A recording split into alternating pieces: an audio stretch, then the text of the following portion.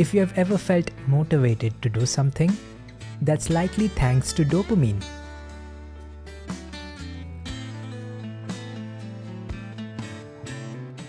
Be it the drive to perform at work, or be it the drive to make new friends and connections, or to hit that PR. Hello, my name is Sankalp and I'm a neuroscientist at the University of Oxford, where I recently completed my PhD. I will talk about what dopamine is, what it does, and how we can leverage it for motivation, energy, and beyond.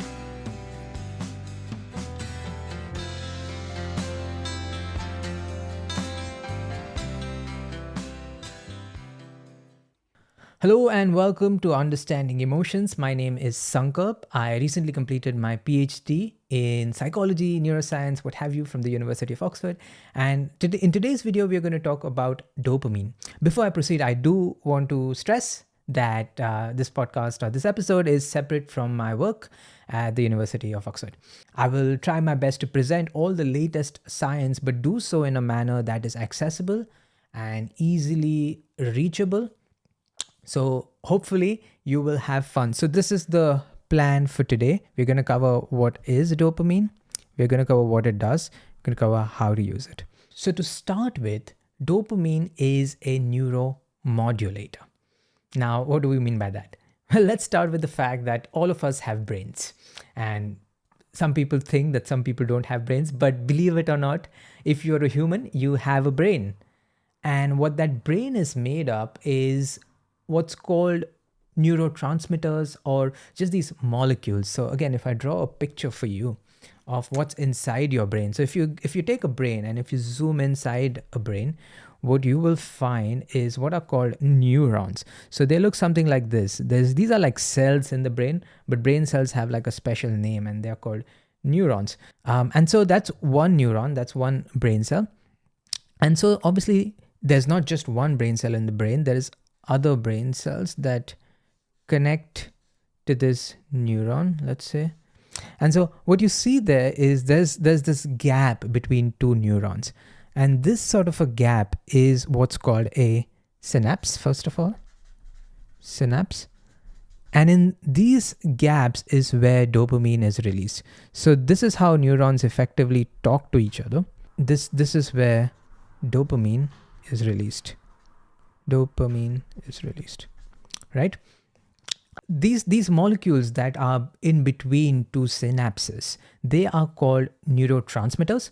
But when there is a molecule that is present and diffused all across the brain, we often call it a neuromodulator. So now that we know what a neuromodulator is, and dopamine is a neuromodulator, now the question is, where does dopamine come from?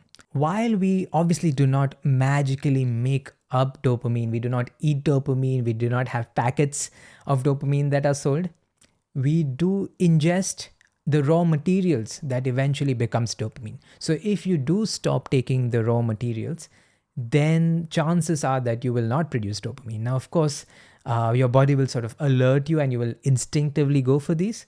But know that we do eat the raw material for dopamine, which is called tyrosine. And tyrosine is just a component of protein. So if you do eat your protein, then what you're also doing, among, of course, many other things, is providing the raw materials for your brain to make dopamine. And so there are parts of the brain which we'll talk about where dopamine is made, but know that there is a raw material that you and I are actively eating that is supporting this production of dopamine in your brain. In fact, if you are one of those kind like me who is into going to the gym and you consume protein powder as a supplement, then if you look at the back of the protein powder, you should be able to see as one of the components of what this particular protein powder is made of is tyrosine. So if you look at the label at the back, you should be able to see a tyrosine there. We'll talk a bit more about how do you increase dopamine or how do you use all of this information for our benefit. But the purpose for this segment is just to develop an understanding. Without understanding the science, we are not going to be able to understand dopamine. All right, so now that you know that we ingest the raw materials for dopamine, but we don't actually ingest dopamine directly, the question then becomes, where in the body is dopamine made? And the dopamine is produced primarily in the brain in these two regions called the substantia nigra and the ventral tegmental area. Now, I hope these names don't scare you. They are just names after all. And you'll find that the naming is not super random either. So the substantia nigra is the first region where dopamine is produced. It's you'll find it somewhere here. So the cross is substantia nigra, and this thing is the VTA, the ventral tegmental area. And understanding these is kind of important because they do produce dopamine, that is correct, but they also send projections to different parts of the brain, and these projections do different things. So it's important to sort of maintain and understand that these are important nuclei in the brain if you were to understand motivation, if you were to understand learning, and so on, which we'll talk about in the second section. But this is the substantia nigra, this is the ventral tegmental area, and I think time has come to show you a real brain scan with a photo. So hopefully you can see on the screen where these are actually located. In the red is highlighted the ventral tegmental area, in green is the substantia nigra, and it's not very clear in this image, but the reason why the substantia nigra has this name is because niger, I think it's how it's said, is Latin for dark. And when you look at a slice of the brain, you will be able to see a little bit of a darkened area. And that's why this region has nigra in its name. Ventral tegmental area also has this name coming from the tegment, which I think means roof. And that also is supposed to be like the roof of the brainstem, which is this long thing that projects out.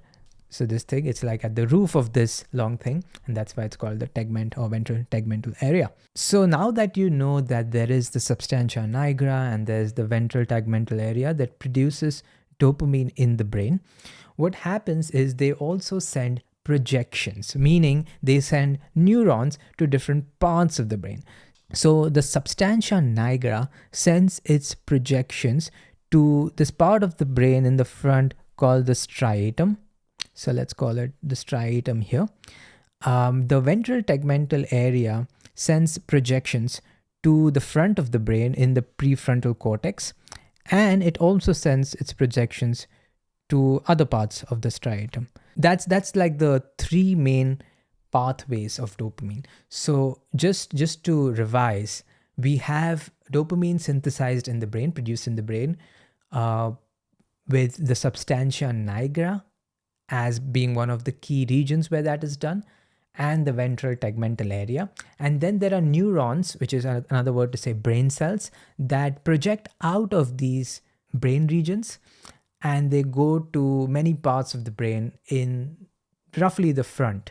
These three pathways that I just drew, they have a name. So the one that goes from the substantia nigra, this is called the nigrostriatal pathway. The one that goes from the VTA to the front of the brain, it's called the mesocortical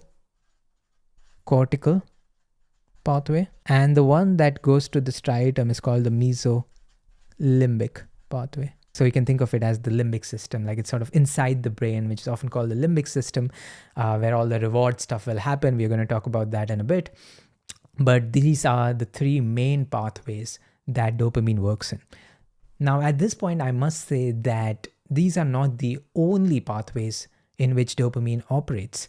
So there are other highways, if you will, that are also present in the brain, but these will be the three main ones we are going to talking about. And in fact, for the purposes of addiction, we are really going to zoom in, and the purposes of reward and all of these things that we know about dopamine, we are really going to zone in on this last one called the mesolimbic pathway. And you will be surprised as to how much we know about this pathway and the kinds of beautiful discoveries that we have been able to make about this pathway.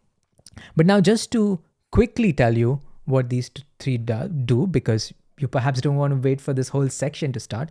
The nigrostriatal pathway is often involved in movement.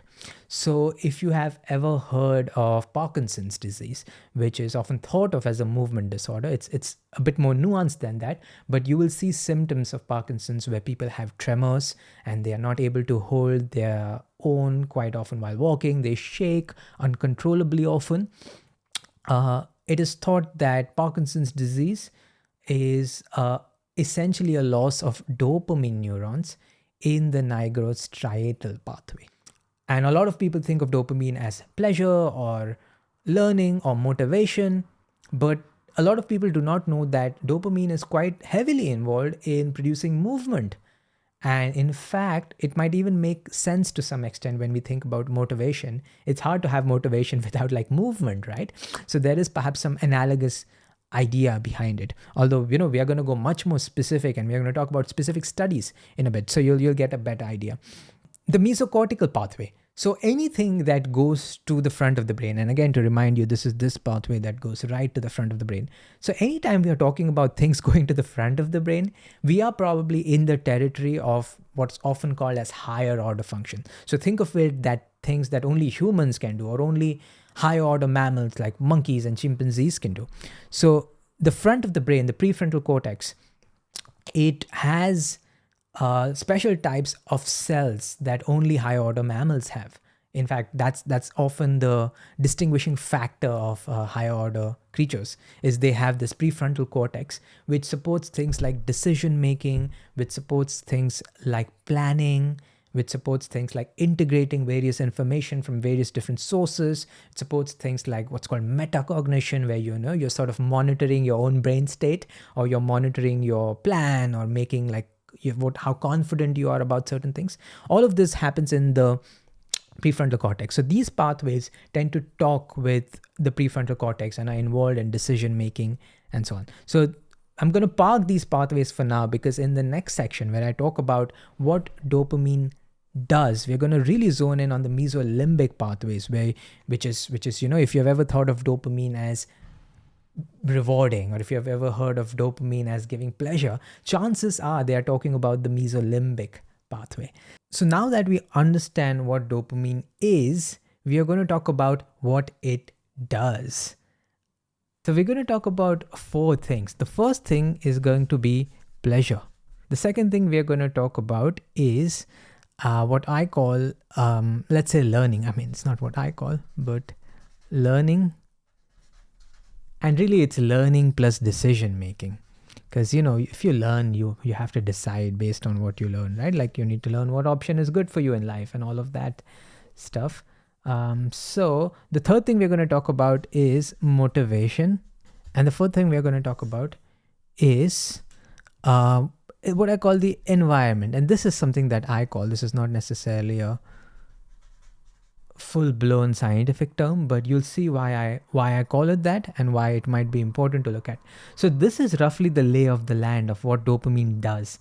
The first thing you might have heard all over the place is dopamine is about pleasure. Like it is the pleasure molecule. It gives you pleasure. It is something that you feel like this sense of the dopamine hit, and it feels so good. And people think that dopamine is responsible for pleasure, and it's the most common narrative that you're going to hear on social media. Let me just tell you one thing. Dopamine is not about pleasure. And it's not a controversial opinion per se, but there is a lot of misinformation / a lack of understanding on the part of people who talk about dopamine. And they think that it is about pleasure, but really it is not. And we're going to go into why I think it is not about pleasure, and really you should also think it's not about pleasure.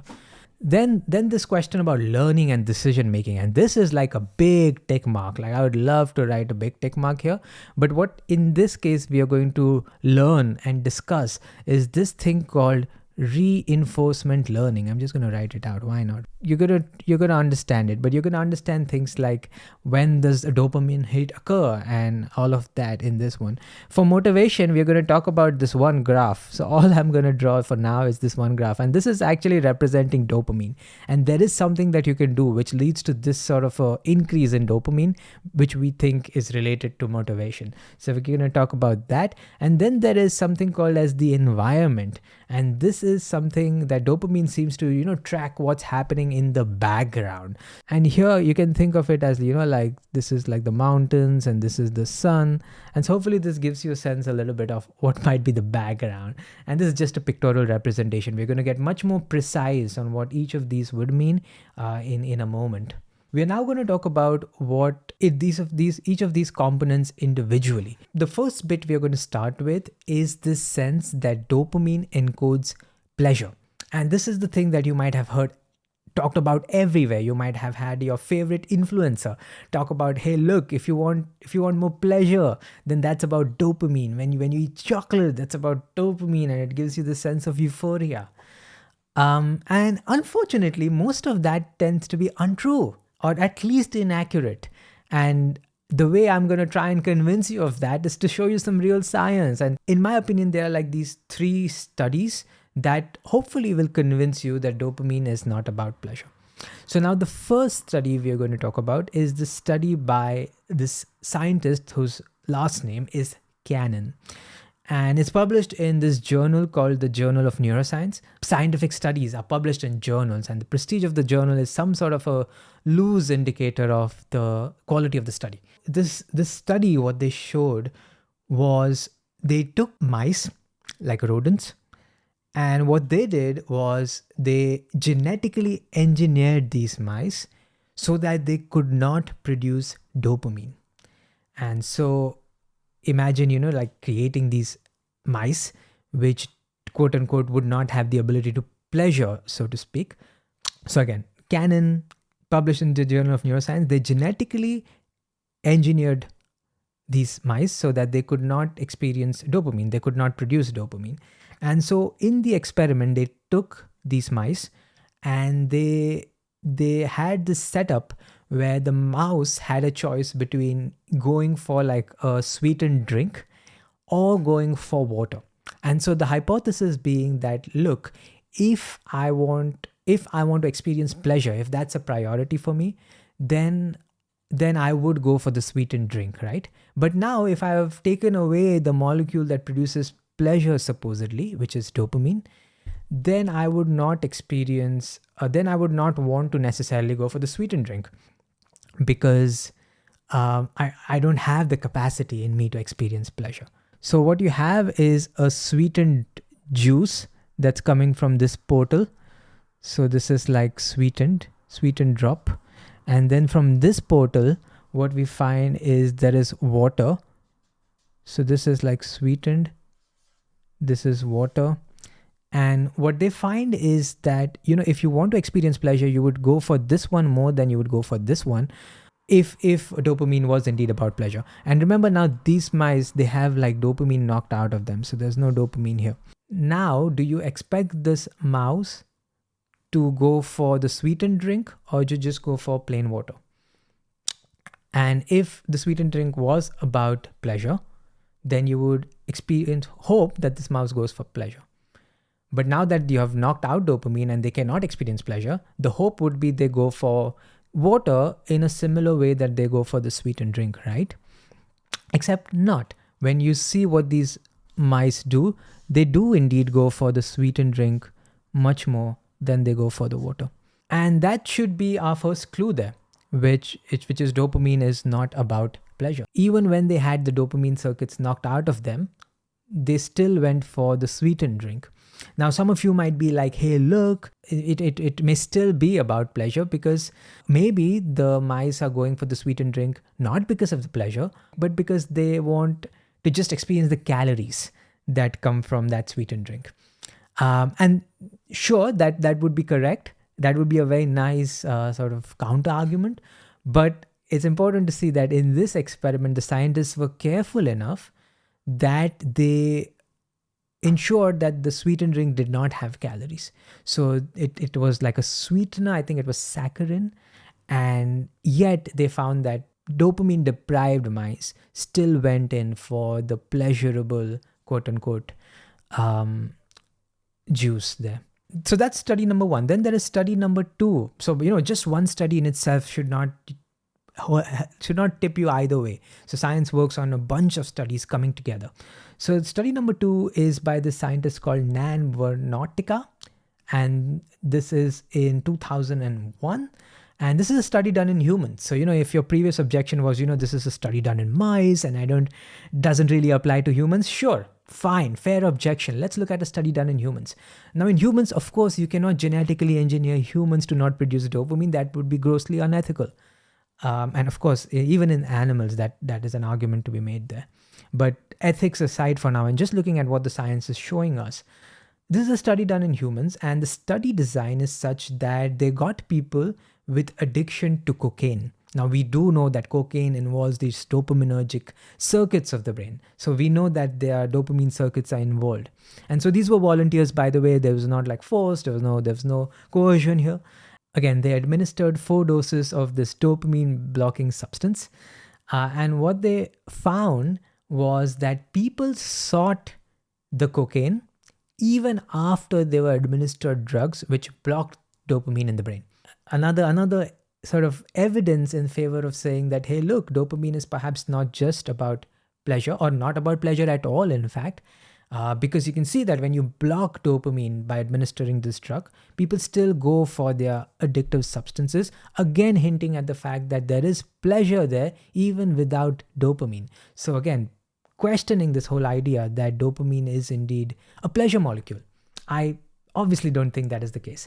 And just to now, put the nail in the coffin of this pleasure argument, there is a review paper. And so if you don't know what reviews are, this is like scientists collecting all sorts of different studies that have happened and trying to make sense of it. So there's a review paper by John Salamini, who's like one of the biggest dopamine scientists in the world. And it's a paper about dopamine. And what he talks about is, not only does dopamine not involve itself in pleasure, but there is evidence to suggest that dopamine is involved in pain. So it's associated with the opposite of pleasure, which is pain. Should be quite concerning if you are thinking that dopamine is a pleasure molecule, because not only is it not doing pleasure, it's actually encoding pain as well. And so there's like more than one studies that show that. These 3 studies give you a good sense of why dopamine is not about pleasure, and why I put like a cross on this in my chart earlier when I talked about pleasure. So hopefully by now I have convinced you that dopamine is probably not involved in pleasure, at least not in this simplistic sense that it is just a mere pleasure molecule, and every time you're experiencing pleasure, that's when you're getting a dopamine hit. Hopefully I've convinced you that that is probably not the case. And so the question really is, what is dopamine involved in? And one of the biggest progress that has been made in this, our understanding of dopamine, is its involvement in learning, motivation, and beyond. So we're going to start with learning, and I'm going to show you the result of a super, super, ultra famous experiment done this time in monkeys, where they were recording activity from dopamine neurons. Instead of talking about what they did to the monkeys, I'm going to draw an analogy that is super relevant to all of our day-to-day lives, which is the checking of our phones. What happened with these monkeys is very analogous to what happens with us when we check social media or look at our phones and so on. So I want you to imagine this scenario where you're receiving a notification on your phone. So imagine, it's like Instagram, let's say. And if you don't use Instagram, replace it with your virtual drug of choice. So let's just, for the sake of argument, say it's Instagram. And when you open your phone, you see this notification, and you see this red thing appear here. I wish I had a red thing, but it says 1. So that probably indicates to you that, look, there is a message waiting for you. And when you indeed open the app at later points, so this is like, imagine time passing on this sort of horizontal axis. At a later point, You open your phone like that, and indeed there is like a message from someone who is, let's say, your crush or someone who you admire, someone important, like maybe it's a celebrity with a blue tick mark, right? And you go like, oh, what's happening? And you get a bit of a reward there. So what this stands for is like a notification, and this stands for is like the actual message you receive from someone who you really like. Maybe it's your celebrity crush, maybe it's your non-celebrity, the girl next door or something who you really like, or your boss or someone who's like really important and says something really lovely about you, right? So that's the setup we have for this experiment. Just so that the monkey equivalent for this is they gave them some sort of a sound. So they played some sort of a tune. And here instead of the message, they gave them like a juice reward. So if I draw a drop, so this is like a sweet reward. So that's the monkey equivalent to what's happening. And what they're doing now is they're recording activity from the dopamine parts of the brain. So this is the passage of time and this way. And what they're doing is, put an electrode in the dopamine parts of the brain, and they're seeing what's happening. So they did like 3 recordings. And so let's think about what happens to the dopamine in the brain when you get this notification on social media. So this is the Instagram red dot that appears either next to the messages or in the app, in the homepage. And what they found is that in the beginning, of course, there's no response to the notification itself because it doesn't make sense, right? Like you don't really do anything with the notification if you don't know what it means. Like it's first time, it's just a red dot. Doesn't matter. There's no response, dopamine response to the notification itself. So it's like a flat line. But when you get to the actual message, the actual reward, you will notice that there is a spike in the dopamine activity. So when you go from notification, there's no response. When you see the actual message from your crush and you're flattered, that's when you see the first response of dopamine. But here's what's interesting. Here's what happens after you have learned. After you have learned, what you will find is that the dopamine response actually happens in the notification. In other words, you begin to anticipate the reward. And here, there's not much of an activity, maybe a little bit based on, how much or how little this reward was. But roughly speaking, just for the sake of argument, the dopamine response has transferred from the actual reward itself to the indication of the reward. So to the cue that leads to the reward. And finally, in the third time, what they did was instead of letting this reward play out, they did not give them the reward. So, at this stage for the third time, there is no reward, right? So I'm going to write no reward here because there is a reward here, there is a reward here, and there is indeed a reward here, but there is no reward here. And so again, take a guess. What do you think will happen? So as again expected, there is a dopamine spike when it comes to you receiving the notification. But when you go ahead and when you actually receive no reward, there's actually a slight dip in dopamine. So this is what happens. So this is the recordings from the monkey dopamine neurons. And again, the monkeys were obviously not looking at Instagram. They were given like a sound. This is my indication for a sound, and that was followed by a juice reward. And the human equivalent for that, of course, we can do it with sounds and juices as well. But in a day-to-day context of where this happens is when we get reward on Instagram or social media, which is to say like a notification. And then we go and check that notification. You might see that someone has liked you or your crush has sent you a message. And this is the dopamine dynamics that we expect, which is no reward. And then there is a slight increase. Well, not slight, it was the increase, the spike of dopamine. Then the dopamine spike actually transfers to the cue predicting the reward. And then there is the dopamine spike with the cue. But when you do not administer the reward, there's a dip. So what is happening is this. There is a thing called surprise. Like, when you expect something and it happens, then you're like, meh.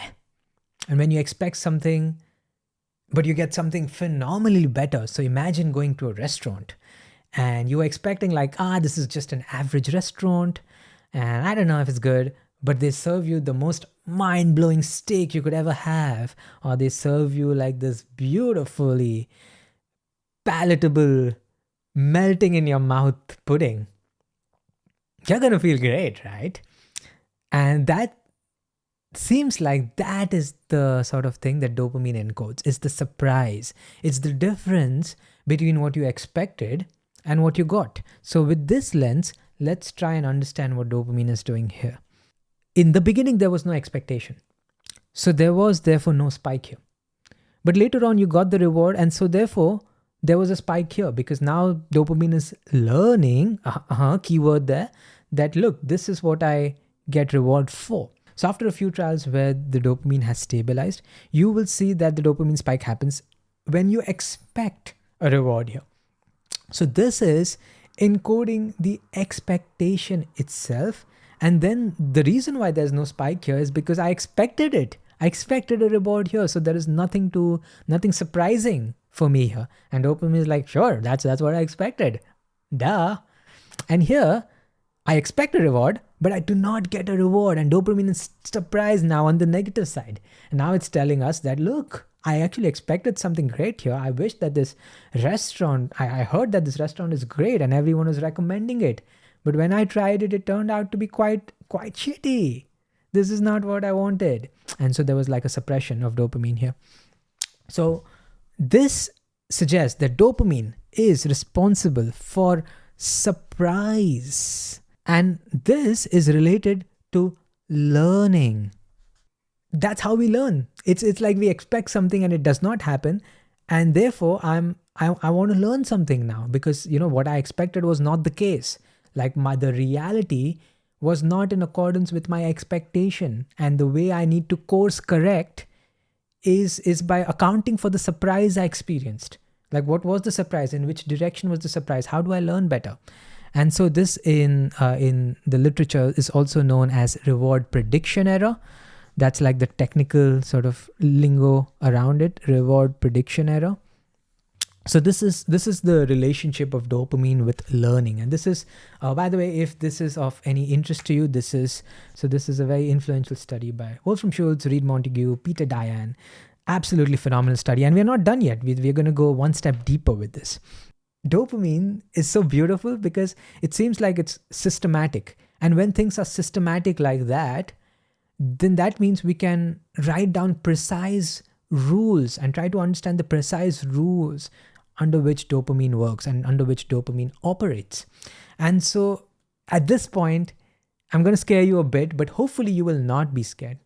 Well, first of all, the reason why you might be scared is because I'm going to write down a couple of equations. And the reason why I do not want you to be scared, I want you to stick with me, is because this is easy, first of all, and I'll explain everything very nicely. But you also are here, I think, because you want to know the real science. Sticking through this, the reward for that for you, I think will be an understanding of the true science of dopamine, not just the vague reporting, pop culture reporting around it. So stick with me, and I promise I'll explain it well, and make it as accessible as possible. So we just saw that dopamine encodes surprise, right? So what is one way to write it? One way to write it would be to say that what it is the difference between expectation and the reality. So let's say reality is R. Let's say I represent reality by R, and let's say I say expectation is C. That's it. As simple as that, right? So that is what dopamine seems to be doing. Except how much this difference matters is individual specific. So I'm going to scale this factor, like multiply this quantity by alpha, which is often called as the learning rate. So this is what dopamine seems to be proportional to. So the way learning happens is you just take your current expectation. So let's say expectation current, and let's say expectation new. So my current expectation, and add that with the surprise that I get scaled by my individual learning rate, and that gets me the new expectation. And so that is exactly how we are learning right now as we speak about anything in this world. This is the algorithm that dopamine seems to be operating on. And look, If you are anyone like me, this should be like mind-blowing that dopamine is following this beautifully simple rule. It's not too dissimilar to discovering the laws of physics, for example, like Newton's laws of physics. This is quite similar, and to be able to describe it in this way is quite phenomenal. Now, the only complication we need to add is generally this is not written as expectation, and this is just notation for now. But generally this is written as the value of a state is equal to the value of the previous state plus exactly that. So this is not reality exactly. This would be the reward minus this is fine. I think we can put expectation here. And so what this tells you is how you value certain options. So imagine if you have like different options in life. This tells you that how you decide which option is more valuable than others. Because what has happened is in your past, your dopamine has learned that this option gives me more reward and this option gives me less reward. And therefore, I'm more likely to choose this option because I think this option is more valuable. So hence the V vocabulary here rather than expectation, although they're roughly capturing the same thing. Okay, now the only thing that I would add to this is by making a very, very small tweak, we can also explain the transfer of dopamine to the cue. So, if you remember, there was a spike in dopamine when there was a reward. And then the spike sort of transferred to the cue. And what we've seen is if you add a cue even before that, the spike will transfer to that cue. And that can that can chain out. And the way we explain that, if you notice that this equation does not easily explain that thing, but the way you explain that instead of just taking the reward at a particular time, what you instead take is like the sum of future reward. So sum. And this quantity, just like this was called RPE, this quantity is called the temporal difference error. Technical terminology, not that important, but think of it like just an intuitive explanation of this would be, think of it like playing a game of chess. Now, if you're playing a game of chess, you might know that some moves are good moves and some moves are not so good moves. But you don't know that immediately. You only know if a move was good when you take it as a chain of moves that eventually leads to your victory or leads to your loss. And so the reward, therefore, for that move is not immediate. It's delayed in time. And that's why what dopamine, we think, is doing more precisely is calculating the future reward. So what is my expectation of my reward in the future? What is the total sum of reward am I going to get by choosing this move on the chessboard right until the end of the game? And of course, you can now extend that to any move that you make in life. So for example, if you want to move to a new city, your dopamine might make these calculations of what is the expectation of the reward that I'm going to get from this move. So for perhaps when I move to this city, I might have more chances of finding the right partner, or I might have a better chance at my career. Let's say I want to have a career in finance, and I want to move to a city like London because I know that the expectation that I have of all possible future rewards is higher, like the better salary, a better style of living, a more rewarding social interactions because people understand what I'm doing and whatnot. And so your dopamine is making all of these future calculations and then giving you back a result of which option is more valuable to take and which option is less valuable to take. And then, of course, after that, you take the action generally, which is of higher value. So hopefully that gives you a sense of the crucial role that dopamine has in learning. Now, I just want to close this section by blowing your mind a little bit even more. This whole thing generally comes in the style of algorithms called reinforcement learning. And if you think that you might have heard this phrase, it's probably because you have heard of things like ChatGPT and you've heard of things like AlphaZero, perhaps, the chess playing engine created by DeepMind, Google DeepMind, which easily beats a human any day of the week. And the thing is, the way we train computers is actually exactly the same. It's exactly these equations, give or take. And of course, there might be like more parameters and whatnot, but this is roughly it. This is how a lot of your ChatGPT style models are fine-tuned.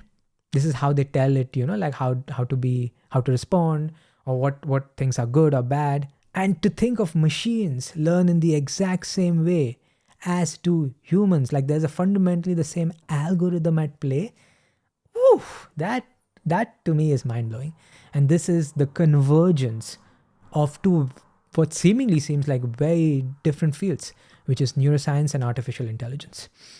So now that we understand the role of dopamine in learning and this fascinating connection between dopamine and artificial intelligence and machine learning, and the sort of similarities between how machines learn and how humans learn, it's now for us to think about the other bit about dopamine that seems to be quite important, and that is motivation.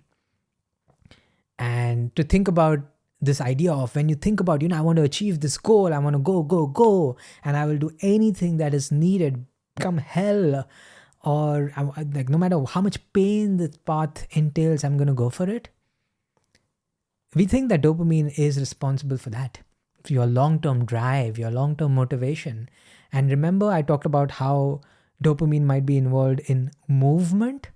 Perhaps it's not a coincidence now, because for motivation, you need movement. Like imagine having all the motivation in the world, but never having the ability to move.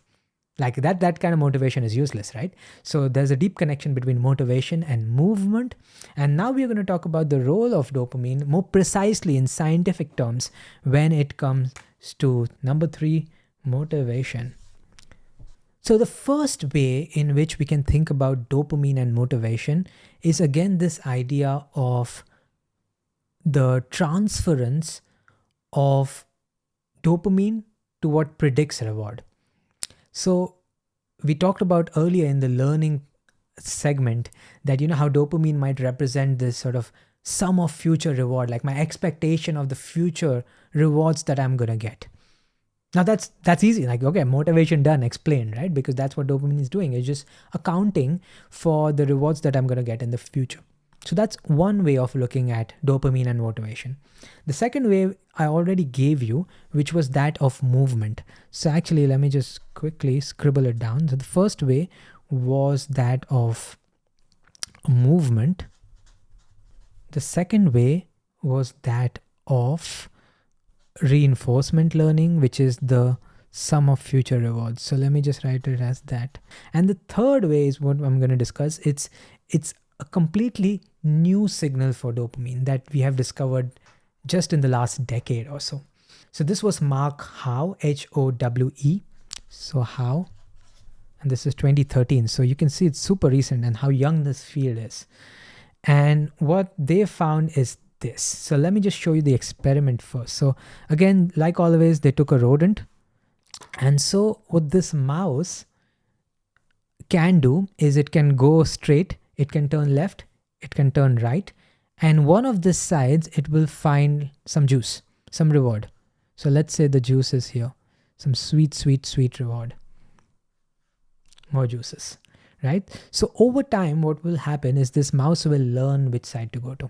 So it will go straight, then it might first go at left and see that, oh, nothing happens. Then it may go straight, then it again goes left, nothing happened. It went straight, went right, oh, got a reward. Next time went straight, went right, got a reward. So now we are looking at this mouse's brain activity from the dopaminergic regions as after this learning has sort of stabilized.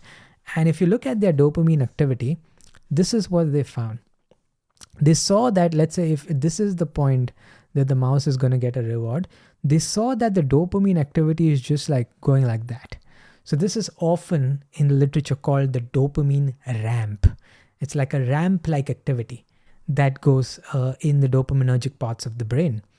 Now, this is fascinating from a motivation standpoint, because so far in reinforcement learning, yes, it is a bit of sum of future rewards, but often we need this sort of a long-term planning, and sometimes this might not fit easily in terms of a sequence.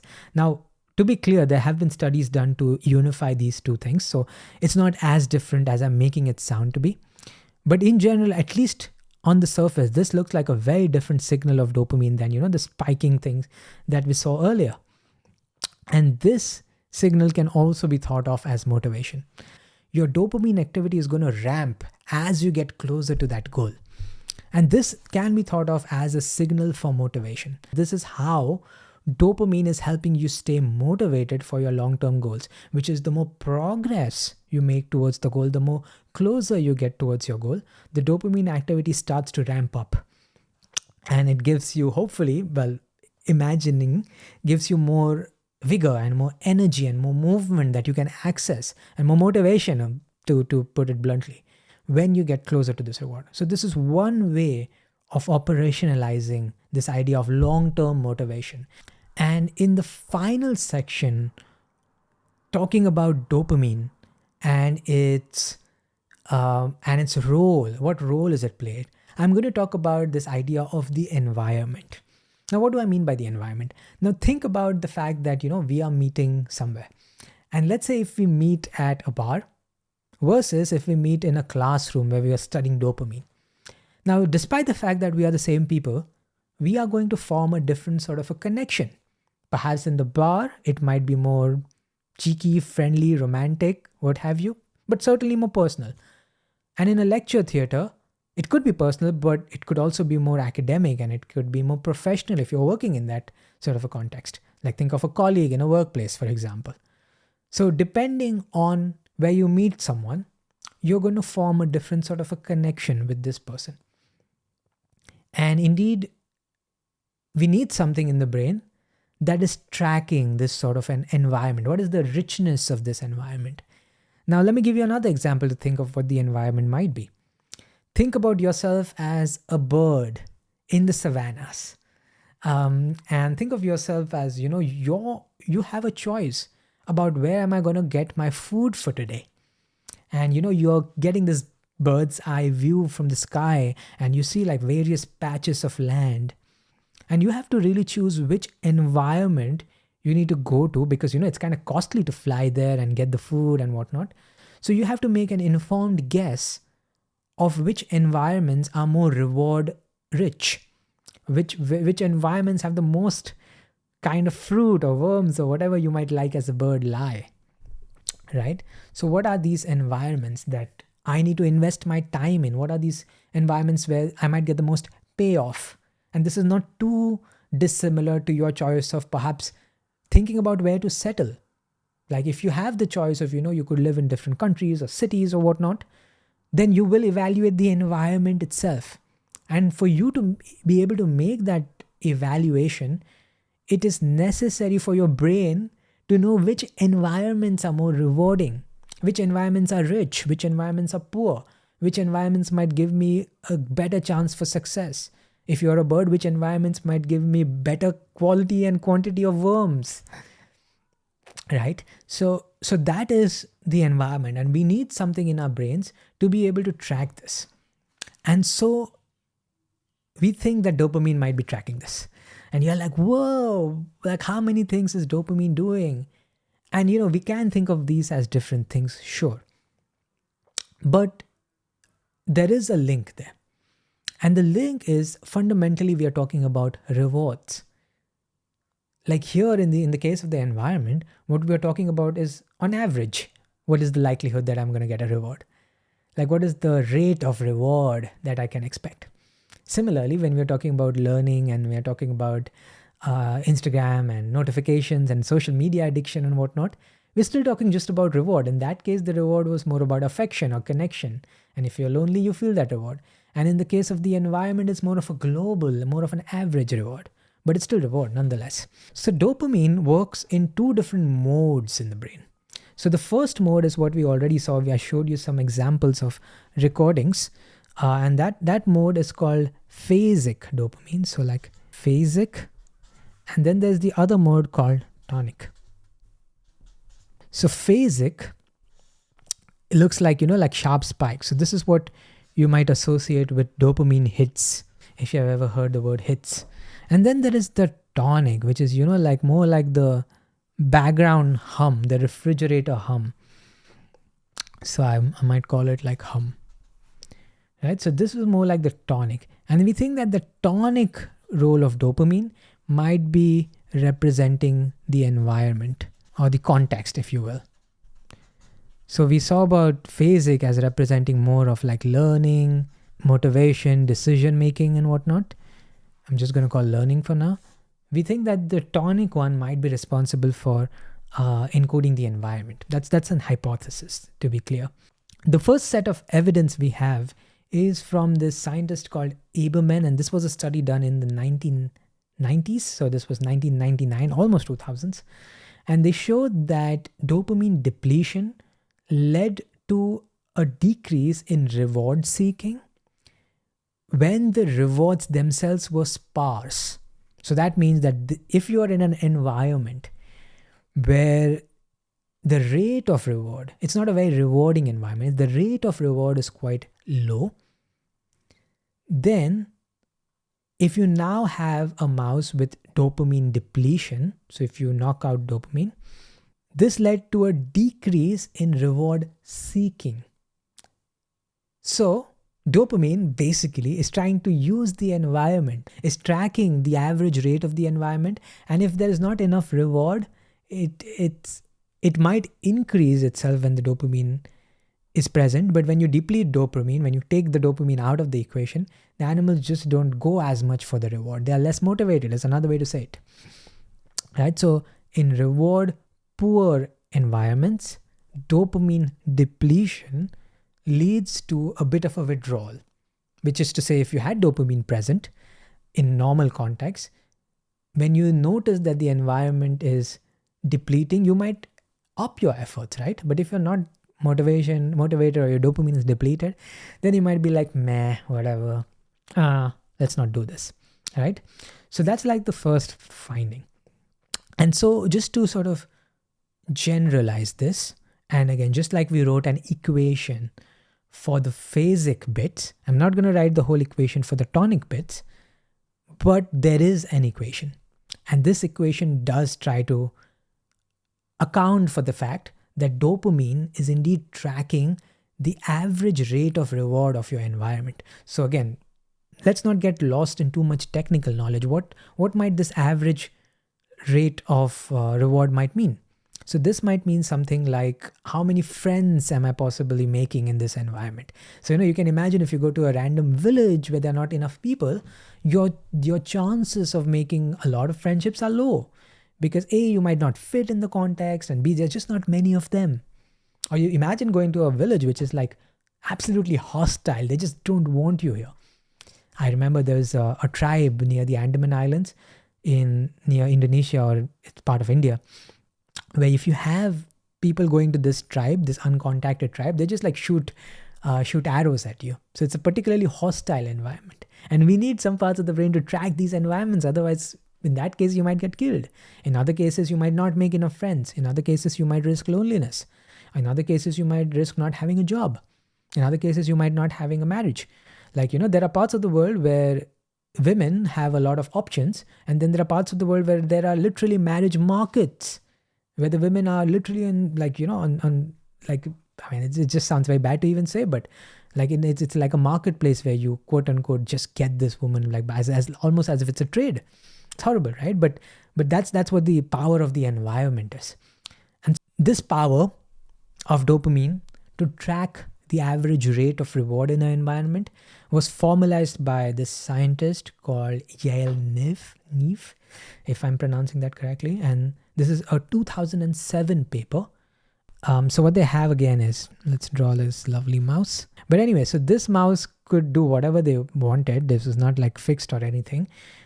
Except they had this one hole in the wall, I suppose, where they were given juice rewards. And what the experimenters could do, either they could give these rewards very frequently, or they could be like, one reward in a while. So this, they could control the rate of reward. So control the rate of reward. So this creates a different environment for the mouse, right? So if they're in an environment where they're getting a lot of reward versus their environment where they're not getting as much reward per unit time, what they found is that there is a higher opportunity cost of not acting. So what dopamine is essentially doing is tracking the opportunity cost. So now what do I mean by that? So it's like let's say we are in an environment where there's a lot of reward. Would the mouse go and exploit this and take as much reward as possible, or would they think that, oh, there's so much and I'm just going to chill? It turns out it does the former, which is it thinks that, look, if I do not act, then I'm going to miss out on a lot. This is the opportunity cost of not acting, and therefore it sort of doubles down of its effort, so to speak. It goes for it more because it does not want to miss out. Whereas in this environment, it thinks that, oh, it's kind of scarce anyway. So there's not much of an opportunity cost. There's not much I'm missing, and therefore I might not act too much. So that is one model that Niv has proposed in her study. Tonic dopamine. So remember dopamine, which is like slow and a hum in the background. That dopamine release is tracking this sort of average rate of reward, or the opportunity cost, and if you will. Now I'm going to conclude this section, and this is indeed going to be the last thing I'm going to say. But interestingly, I've had the pleasure and privilege to study these things myself, and I'm going to conclude this section on the environment with my own study, if you will, if you allow me to. Now, by no means am I saying it's like a seminal or groundbreaking study, but it is a study I know the most about, so I feel comfortable talking about it. And what we did is looked at this role of the environment in terms of social decisions. So in terms of friendships, which is, which are you more likely, like where do you approach more people, in a reward rich environments or poor environments? And we showed that dopamine is also involved in tracking these sorts of social rewards. So if you're in an environment where people are especially friendly, then yeah, dopamine is there's a track that dopamine is maintaining, which suggests, and it tells you that this environment was indeed more rewarding. It's a more richer environment, and let's keep track of that. And we showed deep parts of the brain where this dopamine is tracking this environment. Interestingly, we also showed that serotonin is also tracking these environments. So it's not like a specialized role necessarily of dopamine. And again, we can talk more about how those two separate. But most fundamentally, the lesson is that dopamine does seem to have a role in tracking the environment, the context in which you are at. And therefore, context matters. And it matters for the brain. In fact, there's specialized circuitry in the brain, or not specialized perhaps, but there is circuitry in the brain that tracks that context. So far we have learned that dopamine is involved in learning and decision making. We have seen how where it is produced in the brain and which parts of the brain are involved when we talk about dopamine. And we have seen what we can eat that leads to dopamine, and what are the functions of dopamine in terms of energy, in terms of motivation, in terms of decision making, and how does it keep track of your environment, the context that you're in.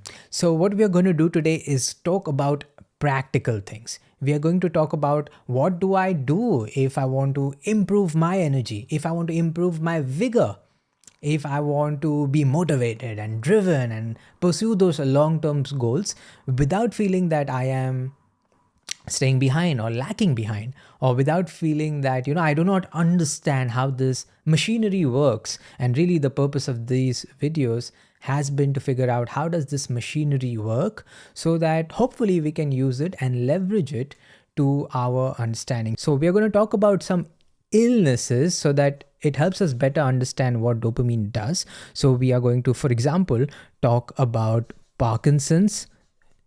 So this will help us understand what dopamine does on a more practical day-to-day level.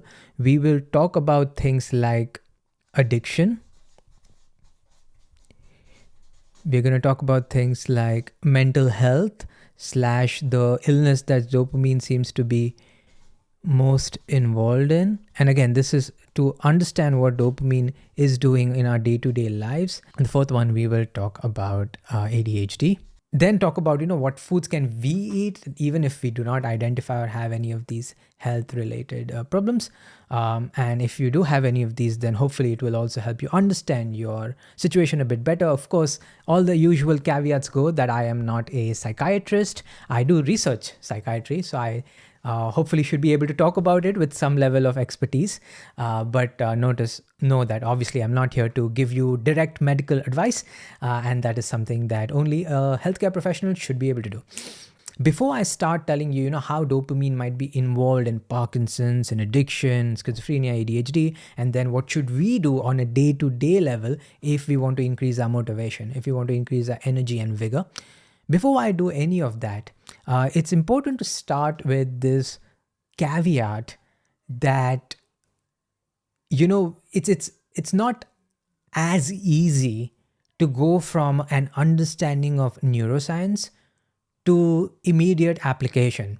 There are not lots of neuro influencers out there who peddle neuro BS, and what they make it seem like is neuroscience has progressed to the point that you can just read a study and then make like generalized conclusions about what we can do in day-to-day lives. That largely is not the state of the field right now. Like, we're surely developing a lot of understanding of how things work, how dopamine works, how energy works, how motivation works. But that doesn't necessarily mean that once we understand how it works in rats and mice, now that we can just tomorrow have some prescriptions on how do we use it for our day-to-day lives. That's certainly not the case. So whatever we are going to talk about today in terms of the application, especially after talking about these illnesses, is going to be a bit more art than it's going to be science.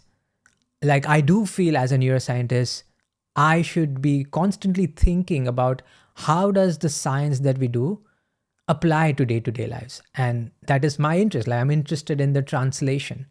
But know that that doesn't mean the field has like definitive answers yet. So a lot of what I'm going to talk about today is going to be a bit more on the art side, a bit more on the personal opinion side, and not necessarily, just neuroscience says this.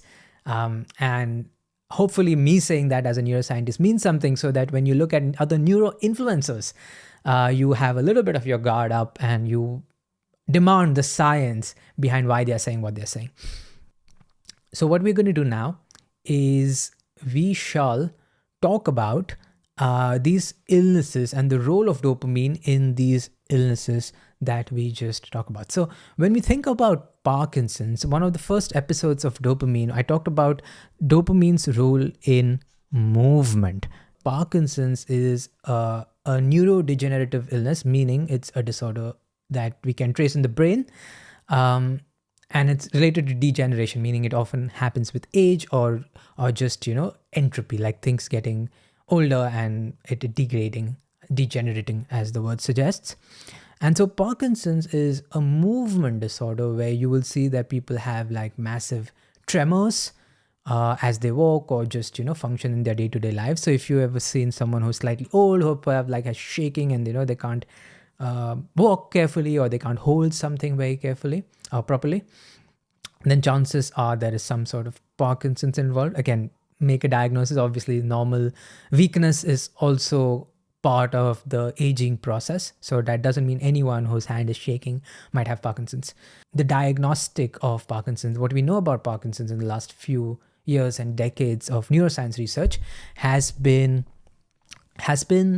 it's something to do with a loss of dopamine neurons in a part of the brain called, or in a pathway of the brain called the nigrostriatal pathway. Simply put, it's a region of the brain. And these are like two parts of the brain where dopamine originates from in the brain. So the VTA, the red thing, stands for the ventral tegmental area. And then there's the green part called the substantia nigra. So in the green part, that's where the neurons related to Parkinson's originate. And it's thought that a dysfunction of this pathway is what is causing those movement symptoms in Parkinson's. From, the generic perspective, not just from the illness perspective, we know that dopamine is involved in movement. We know that dopamine is involved in vigor, like, feeling like you're energized and you want to move. And if you want to be motivated, if you want to have that long-term motivation towards a goal, chances are you need movement for that. And, that's one sort of loose connection between motivation and movement and dopamine, which is if you want to have those long-term goals and energy for those long-term goals, chances are you need the ability to move, and you need the ability to have that let's go out and take some action. And so that's the role of dopamine in Parkinson's and in general movement. So the second thing we're going to talk about is addiction. And so again, recall last time we talked about the role of dopamine in learning. And we talked about how dopamine is more of a reinforcer. I also talked about how dopamine is not about pleasure. But what seems to be the case is that dopamine is a bit of a reinforcer. So it's involved more in the wanting of a goal than the liking of a goal. And so with addictions, it may or may not be possible that there's a direct link with pleasure, but there seems to be a link with the wanting of more. So let's say if you have some addictive substance, then if you want it more, like you're like, give me more, like that chocolate, ooh, or that social media hit. And of course, there's extreme kinds of addictions, right? That's where the role of dopamine comes in. And so here the basic mechanism is actually just learning. So whatever is rewarding is what dopamine likes to reinforce. If you want to, reinforce something, the brain has developed this mechanism that I'm just going to release dopamine. So whatever is rewarding, I'm just like tempted to go for it more. And so that's how we can think of dopamine in terms of addiction, is that, it's just this molecule that is asking us to do more, that it's taking and making us choose and make decisions that will give us the best possible outcome for the future. The value of a certain state is the value of the previous state plus the surprise that I get while I experience this new state. So again, the classic example is if you go to a restaurant and if you order a meal, and if you don't expect a lot from that meal, and the meal turns out to be like a Michelin star delicacy, then you're going to be like, wow, this is so good. And dopamine is going to learn to associate that reward with going to that place and whatnot. And therefore, you're going to crave going to that place much more. And of course, I'm talking about a meal, but you can replace that with any rewarding substance. And indeed, substances like drugs, like methamphetamines and others, they lead to these massive spikes of dopamine. And as a result, we crave them more. Like humans are designed to crave such substances a lot more. There's a lot of talk in the neuroscience influencer world, the neuro-influencer world, let's say, about increasing dopamine, about, let's maximize our dopamine. But really, do we want to do that? And one reason for that is an increased hyperactivity in dopaminergic circuits is actually associated with schizophrenia. The mechanism of this seems to be like a hyperactivity. So I'm just going to write this, a hyperactivity in the dopaminergic parts of the brain. And that seems to be involved with schizophrenia. And then what we do know about it is the treatment actually leads to the decrease in these dopaminergic activities. So more specifically, the drugs that are often used as treatment for schizophrenia are supposed to be blocking, in simple plain terms, the release of dopamine or the binding of dopamine to certain neurons. And they're called dopamine agonists if someone's interested in the technical word. But simply put, they are reducing the activity. They are blocking dopamine in the brain. And that's how one of the treatments of schizophrenia seems to be using these drugs. So again, that gives us a hint that dopamine is probably involved in delusional thoughts or, hallucination, depending again on the symptom. And again, schizophrenia has many, many symptoms. But the larger point I'm trying to make is we are constantly thinking of, dopamine increasing is good. And that seems to be the narrative all across. And really, we should be questioning that, because we do know that hyperactivity, increase in dopamine, is associated with negative symptoms in terms of schizophrenia, for example. And finally, this one is, I suppose, the least understood. At least I understand the least in terms of the dopaminergic circuitry, and that is ADHD. Again, it stands for attention deficit hyperactivity disorder. And again, this is something that uh, also tends to involve dopaminergic circuits. More specifically, the treatment for ADHD will also involve dopamine drugs. And whenever we are, there's also this link, I'll come back in a bit, where there's some studies that also show that closed-eyed forms of practices like yoga, meditation, introspection type practices, they do also lead to a slight increase in the dopamine in the brain, and therefore might help with things like ADHD. Now, again, I'm going to reserve a lot of comments with this just because I'm not an expert in this area, but I do want to write it down at least. Okay, so hopefully that gives you some sense of the role of dopamine involved in clinical conditions. And so now I think the time has come to talk about how we are going to use dopamine to enhance our well-beings. And this is irrespective of any condition, perhaps more generic. How do we increase dopamine? How do we leverage dopamine to increase our well-being, increase our energy, increase our motivation? One point I do want to make is perhaps subjective experience is enough. Like there is no need to think about, oh, I need to do this because it leads to an increase in dopamine. Like you can simply do things because they feel good, or they feel like energizing, or they feel motivating. And I think sometimes we use these neuro phrases just out of nowhere. Like I think there's I'm not sure if there's a study, but I did hear another neuroscientist talk about how people are more likely to trust you if you use neuroscientific words. So if you're going to say something like, oh, go out and exercise, as opposed to go out and exercise, it increases dopamine, then we are going to trust the dopamine version more. But we really don't want that. Like sure, with exercise, there is actually some evidence for dopamine, but even if it just felt good, and if you just said, go out and exercise and it leads to a great feeling of elation and the rest of your day is good, I think that's equally good and that's equally enough.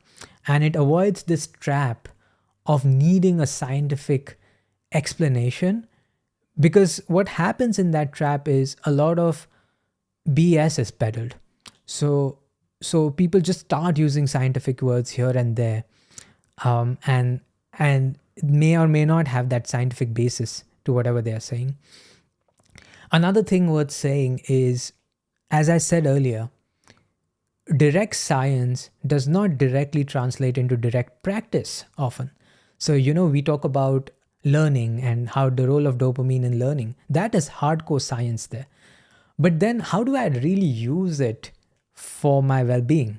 Like that's not hardcore science there, because those studies need to be done independently. And in general, we don't even know if more dopamine is better, right? So it's hard for just, for you to just look at the science and be like, okay, now this is the prescription, right? So even if the scientific studies say that this is what you should do to increase dopamine, we should still have introspection. We should still have the subjective sense of whether this is truly for my health, whether it's truly going to improve my well-being, and take a informed guess based on that, not just because, oh, it led to some increase in dopamine. Similarly, in the earlier section, I talked about how dopamine might be tracking the context. It might be tracking your environment. So if you are in an environment that has a lot of reward, then dopamine might be tracking that and you might have higher baseline dopamine. Similarly, if you are in reward poor environments, you may have lower baseline dopamine, right?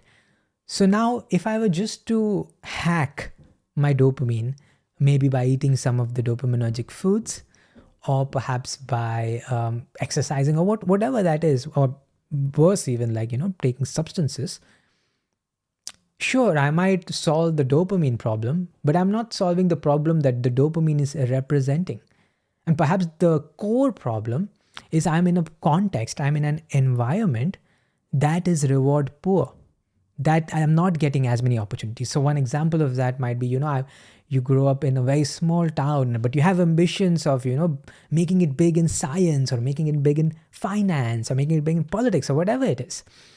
And then feeling that a little bit of low dopamine in the environment that's not suitable, might be a signal to change environments, not just a signal to increase dopamine. So hopefully all of you're getting a picture that, it's not as easy or straightforward as just, oh no, let's just increase dopamine and that's always good. No. First of all, increased dopamine may be associated with not so pleasant symptoms. And secondly, you might be missing the signal that the dopamine is giving. So what are these kinds of things that are generally tried out in the world and they're considered healthy, let's say, and also they're associated with dopamine. So we're going to try and find that sweet spot. And I personally also do that. So just because some study has said this led to an increase in dopamine doesn't mean I try it out. Like that's not how at least I personally do things. But if I now see that, oh, look, at least a lot of athletes are doing it. And you know what? It doesn't sound too big a risk. Like if it's just like taking one cold shower, then I might try it and see how it feels. And then I might use my own personal subjective introspective experience to determine whether this is or is not for me. So first of all will be food. So what are the kind of foods that we can take? And here specifically, I'm going to talk about this thing called tyrosine. And if you have been following my dopamine discussion, this tyrosine thing is very important because this is the precursor of dopamine. And tyrosine is an amino acid, which is part of all the protein that you eat. In fact, if you're the kind that does protein shakes, you can simply flip the protein shake, look at the label, and if it has a description of all the proteins, you will be able to see tyrosine in it. The other thing we're going to talk about is caffeine. The third thing we're going to talk about is self-awareness. And this is something I've been talking about already, but I'm going to make it a bit more formal here. The next thing we're going to talk about is things like social connection, sex, all of that lovely things. We'll also talk about exercise briefly. We're going to talk about this thing called dopamine fasting or dopamine detox. And then we're going to talk about meditation. We are going to talk about cold showers, and we are going to talk about UV radiation. That's what we're going to try and cover to help you increase your dopamine, help you boost your motivation and vigor, and see what the science says about some of these. Now, tyrosine is an amino acid found in proteins, and whenever you eat tyrosine, that is converted into multiple things, which ultimately ends up as dopamine. And so if you do eat foods that are rich in tyrosine, aka if you have protein in your diet, which you should, not just for dopamine reasons, but generally it's a good thing to have in your diet, to have a balanced diet. So if you do that, you will experience an increase in some baseline levels of dopamine. And indeed, there's also some anecdotal evidence. So again, this is not like real science, but purely anecdotally, I've known people who have taken tyrosine as a supplement. They experience like an increase in focus, which speaks to the ADHD point we were talking about earlier, and just an overall sort of productivity boost by taking tyrosine as a supplement. Now again, by no means am I suggesting you should do that, and I actually don't do it myself, but it is just for your information and for so that you know. But I definitely encourage you to take protein, like healthy proteins like lean meats, or if you're vegetarian, then tofu and whatnot. And obviously you can supplement with protein shakes, and that will certainly lead to this abundance of this molecule called tyrosine in your bloodstream, which is obviously the precursor to dopamine. This is the raw material, this is the building blocks that are needed to create dopamine. There's a study by this first author, the name is Thomas, and what they showed is that people who were taking tyrosine saw an increase in their working memory. So imagine, you have to do a task which involves working memory. And working memory, if you don't know what that is, think of it like as a computer with a hard disk and a RAM. So a hard disk is more like the permanent memory. That's where everything is stored. But the random access memory, the RAM of a computer, is where things that are needed to store, that things that might be needed immediately or things that you're working on currently might be stored. So if I have these YouTube right now open on my screen, the browser that's running YouTube is perhaps stored in RAM, or the processes with that, so that it can be easily retrieved. Similarly, humans have working memory where, we can easily retrieve things, and it's the things that we need actively for the task we are performing. And so they found that people who took tyrosine led to an increase in this sort of a working memory. So other benefits of protein include that if your muscles are naturally degrading over time, so even if you don't exercise, just by the process of aging, your muscles are going to degrade over time. And what protein does is helps protect against that degeneration. So there are plenty of other reasons to ensure that you're getting the adequate amount of protein in your diet. Number 2, caffeine. Now, a lot of people will be like, woohoo, caffeine made the list. And yeah, it made the list. And indeed, consumption of coffee or yerba mate tea or whatever you want to drink. Like my personal thing is green tea / matcha. That's my caffeine hit of choice. That has been shown and linked to an increase in dopamine. And obviously I don't have to tell you that, but if you take caffeine, that definitely leads to us, feelings of awakeness or energy or productivity. Indeed, the world takes it. One thing that might be worth saying is that we forget that caffeine is a drug. It's no coincidence that it has this effect on the human body, and it is a very powerful substance indeed for productivity and whatnot. Personally, I do also take coffee for jet lag and things like that. It does help me restart and reset my circadian rhythm. But again, personal. Having said that, personally, I'm not also. I'm making it sound as if I'm a big coffee drinker, which I'm not. But I do occasionally consume caffeine as and when needed, strategically, as it were. So in terms of studies, there's a study published in the Journal of Neuroscience in 2002. The author's name is Salinas. This is probably the last author name that I've noted down. And they have made a very direct link. They've shown a very direct link between caffeine and the increase of dopamine. So the group that consumed caffeine had increased levels of dopamine, and it's as straightforward as it gets. Now, of course, in general, I keep on saying that one study should not necessarily tell you everything, and may even tell you nothing, because there are always biases and errors in science. But what I do want to say is the way I am making these decisions for myself is, I'm looking at the studies, but I'm also looking at, do people normally take it, and does that lead to any massive consequences? If not, and if generally might lead to people report good things about it, then maybe it's okay and maybe it's worth trying. But again, if you have any problems, consult your doctor. And we are now going to talk about, we already have been talking about, so not going to go too much into detail, but self-awareness. And the reason why I bring up self-awareness is not that this leads to an increase in dopamine or whatnot, but it was to again say that just because a scientific study said so doesn't mean you have to do so. And the reason for that is normally science does not investigate direct end-to-end applications. Science, at least the neuroscience bit that I do, it's more focused on the fundamental mechanisms. And whether or not it translates into applications is a separate study that needs to be done. So the reason I've noted caffeine and food for tyrosine, because there are these studies that directly test tyrosine and its improvement in whatever we want to be improved.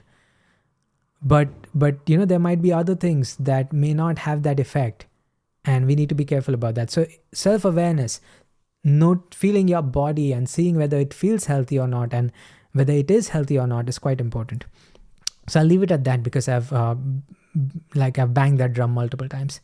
Social connection. It should be no secret to you that social connection, activities that we do with people, do feel rewarding, and we want to do them more often.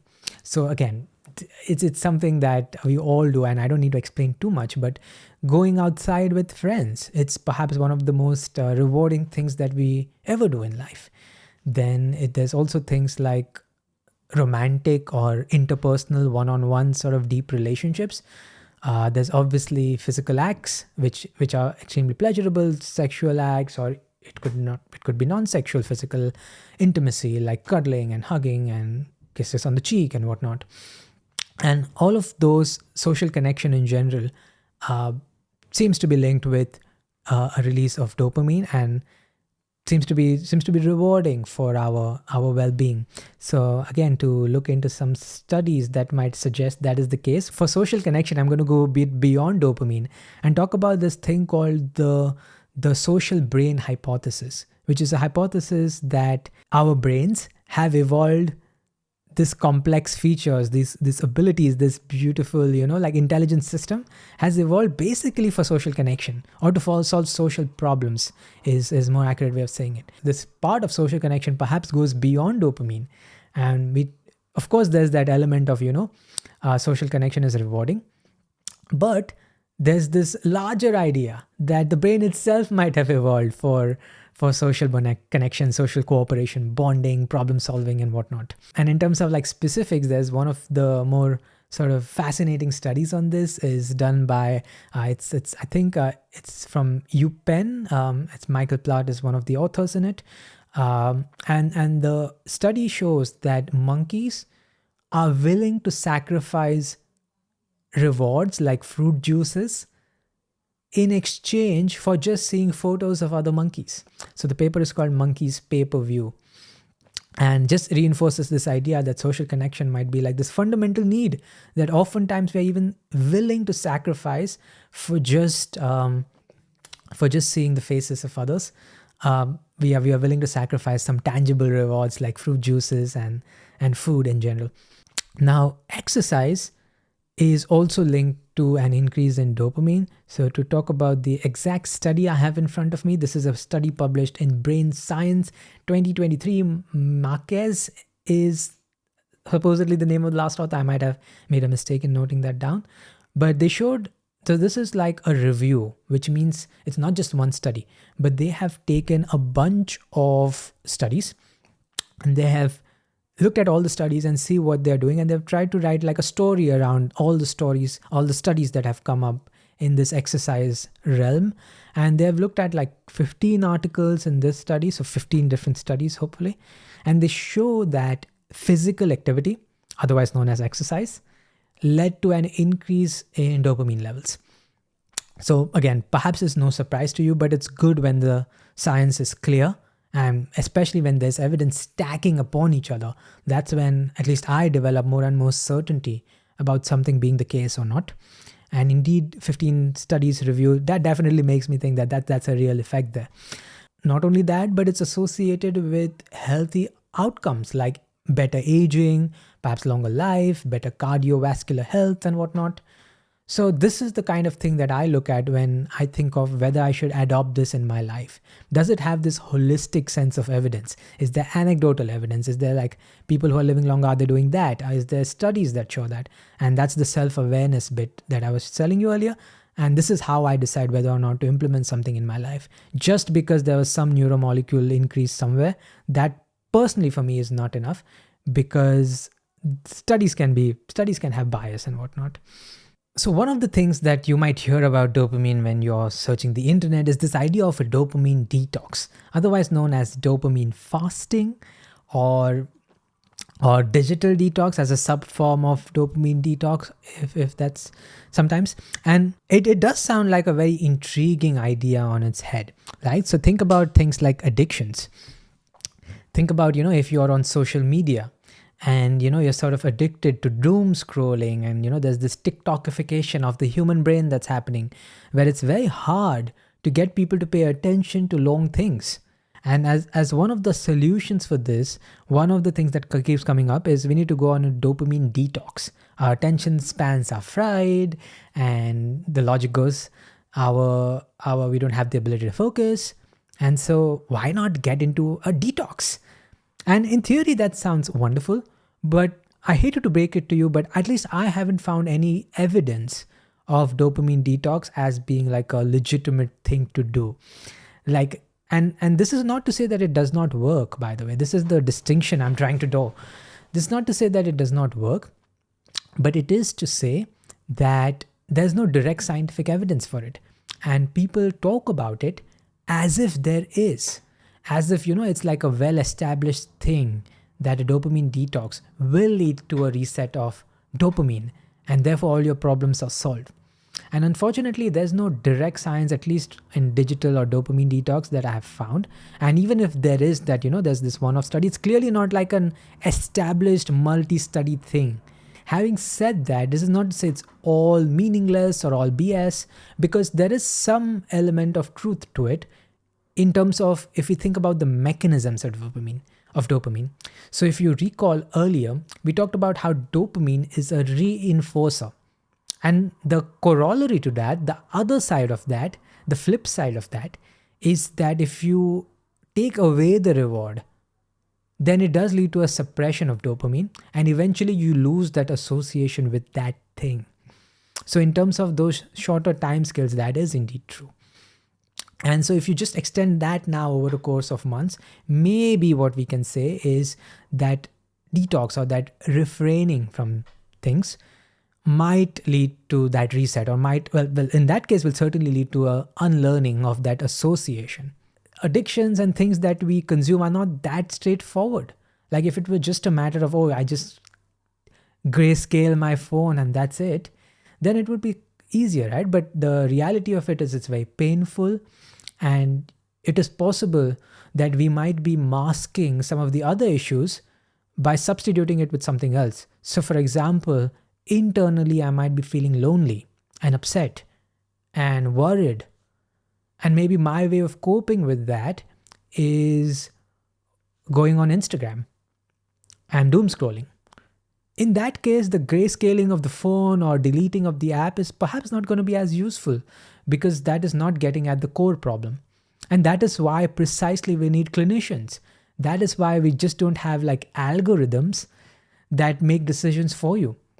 Because in the clinical context, in the context of wanting to improve our behavior, well, it could be non-clinical as well. Those sorts of contexts, we need to think about the rest of the human as well. And that's why I find, like when people go online and they talk about, the solution to your problems is a dopamine detox. Maybe, but maybe not. And to make it feel that it is science is, I think, incorrect. So hopefully that gives you a sense of where we are with the whole dopamine detox thing. The psychiatrist Anna Lembke, who's written the book Dopamine Nation, she talks about how she deals with her patients when they have what she suspects is a dopamine type problem, and detox or refraining from doing that thing that is rewarding might be part of that solution. Now we're going to talk about meditation. And here there is some evidence to suggest that dopamine and meditation are linked. And indeed, meditating for a bit can lead to an increase in dopamine. So there are obviously various styles of meditation, but one of the more clearer evidence comes from this style of meditation is yoga nidra. If you look at the mechanics of it, it's not too different than any other style of meditation, for example, that looks like body scanning, for example. So that's why I'm comfortable grouping this as meditation. Of course, though, the study I have in front talks about this yoga nidra style of meditation, or non-sleep deep rest, if that's what you prefer. And this is a study done by Kaher is probably the name. I'm totally butchering the pronunciation, but KJAER is what I've noted down. 2002 study where it said that this meditation style was linked to a 65% increase in endogenous dopamine release. So that is endogenous, meaning just inside. Again, to me, just looking at that is probably not enough, because what does it translate into in terms of day-to-day experience? But it also seems like meditation is something personally I've done so often that I feel it. Like, I think I understand what that means. But again, when you do it, I think I invite you to not just look at the study, but look at, are people doing it? Does it generally seem healthy? Does it seem like it will benefit me, and so on? And so that is something that does have some evidence for, and therefore it makes it to this list. I think the only thing here that I'm skeptical about is this one. And then everything else is quite cool. The next thing we're going to talk about is cold showers. Let's go. And so cold showers is, another one of those new age sort of things that have becoming really popular in the recent past. And again, indeed, there are some studies that suggest that cold water immersion might be useful for increasing dopamine levels to perhaps even enhance recovery. So one study that comes for cold showers comes out of Prague, where Sramek is Sramek, again, may not be pronouncing correct, is the name of the last author or last name of the first author, if I'm remembering correctly. And they showed that cold showers led to a dopamine increase. So if you are immersing yourself in cold water, I'm guessing it also applies to that. It will lead to an increase in dopamine. And they also showed, I think, that the dopamine effect lasts for a few hours. So it's not just, instantaneous hit, but there is this a little bit of sustained energy and vigor that comes out of cold showers. Now, personally, in my routine, I have been taking cold showers for a number of years. This is not like all cold, by the way. It's taking a normal regular shower and then ending it with a few seconds, maybe 30 seconds to a minute of cold water. And that definitely wakes me up at the very least. And on the days that I do it, I do feel better. And the days that I do not do it, I do not feel as good. Having said that, the difference is not night and day, and I can totally function without it as well. To speak to the larger point, cold showers will probably also lead to energy and vigor because dopaminergic circuits are associated with that. And so the final thing I would say to wrap, and this is the part I wrote down here about UV radiation, and this is the red flag here, by the way, just to not confuse the list as all good things. But there is a study that suggests, and the reason I'm talking about this is because to make this point of increase in dopamine does not necessarily mean that it's a good thing. And earlier I talked about how schizophrenia is associated with increased dopamine. In this study, they showed that some thing that we know is unhealthy for us, which is UV radiation, causes all sorts of problems. They show that UV radiation led to also an increase in dopamine. So meaning there's no direct relationship between things that are healthy for us and an increase in dopamine. And that's another reason why we should be careful about just simply wanting to increase dopamine. Like, why? It's assumed that more dopamine is better, but that clearly is not the case. And so in this study, this is by Woon is the last name of the first author, and it's a 2024, so a fairly recent study. And they show that chronic ultraviolet radiation, meaning repeated long-term exposure to ultraviolet radiation, which we get normally through sunlight, it was linked to an increase in dopamine. But of course, UV radiation is not good for us. So that doesn't necessarily mean that anything that increases dopamine is good for us. And hopefully this study helps to make that point. And if you're wondering that, but it's probably because these mice were exposed to sunlight, that's why they felt good, and it's actually the feeling good that lead to an increase in dopamine. Aha! The scientists did think about it, and it was not sunlight exposure. It was specifically isolated UV light exposure that led to that increase in dopamine. So hopefully, I do appreciate the scientific thinking, but the authors were one step ahead in this experiment. So well done to them. I just want to wrap by talking about what's the moral of the story here. And the moral of the story is dopamine. We have been talking about dopamine for quite a while. Dopamine is important. It's clearly one of the most critical neurotransmitters that drives us. And it might be possible, it might be useful to increase dopamine in some situations. Having said that, we should not do it blindly. And we should try to make a decision based on many, many factors, including our values. And if you have any problems, then perhaps a doctor is involved in this decision making and whatnot. Consulting other experts and whatnot.